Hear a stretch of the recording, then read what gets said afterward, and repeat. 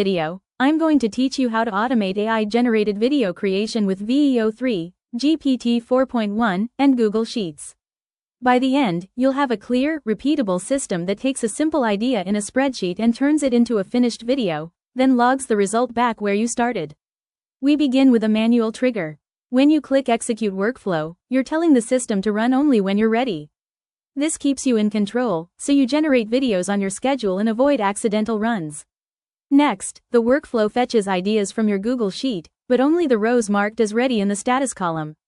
This filter is important. It prevents processing drafts or outdated concepts and ensures the automation focuses on items you've already vetted. Keep the word ready consistent in your sheet so the filter doesn't miss anything.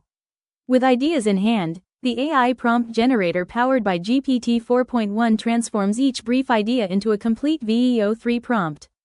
It expands the concept with scene descriptions, visual style, camera movements, the main subject, background details, lighting choices, audio cues, and a color palette. This structure gives the video engine everything it needs to produce a polished result. For the best outputs, keep your original ideas clear and specific, and consider standardizing brand elements you want to appear in all videos. Then, the prompt is sent to VEO3 via the FAL AI platform to create the video. This is where your idea becomes motion. There's no manual copying or pasting, just a clean handoff from prompt to production. Complex scenes may take a bit longer, so patience here pays off. While the video is generating, the workflow checks its status through an automated request. That way, you don't have to refresh a dashboard or babysit the process. The system simply asks VEO3 for an update. An IF check looks for the status completed. If it's done, great, the workflow proceeds.